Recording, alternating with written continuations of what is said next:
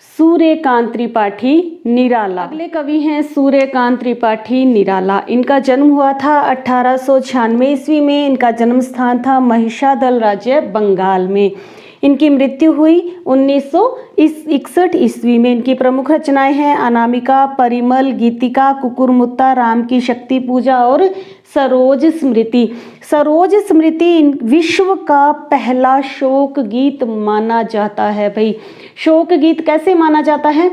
इनकी जब ये केवल 20 वर्ष के थे तब प्रथम महायुद्ध के दौरान जो महामारी फैली थी उस समय इनकी पत्नी मनोहरा देवी और इनके भाई, इनकी भाभी, माता पिता सबका ही देहांत हो गया था।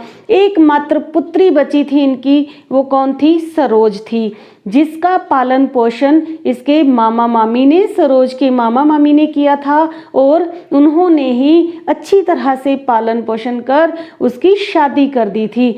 परंतु इन्फ्लुएंजा बीमारी जब फैली तब मात्र 19 वर्ष की अवस्था में एकमात्र पुत्री सरोज का भी निधन हो गया था। तो सूर्यकांत त्रिपाठी निराला जी का जीवन भी बहुत ही संघर्षों से बीता था।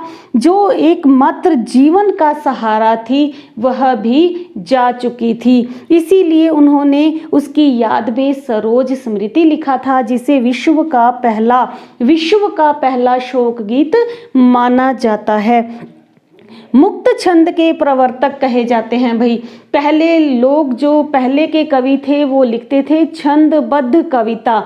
निराला जी ने मुक्त छंद का आविष्कार किया था। ये मुक्त छंद के प्रवर्तक कहे जाते हैं, अर्थात छंदों से विहीन कर दी थी इन्होंने कविता की। जो मन के भाव हैं उन्हें वैसे के वैसा ही लिखा जाए, छंदों से मुक्त कर दिया था कविता को। और ये छायावाद के रुद्र या महेश माने जाते हैं। अगले कवि हैं नागार्जुन।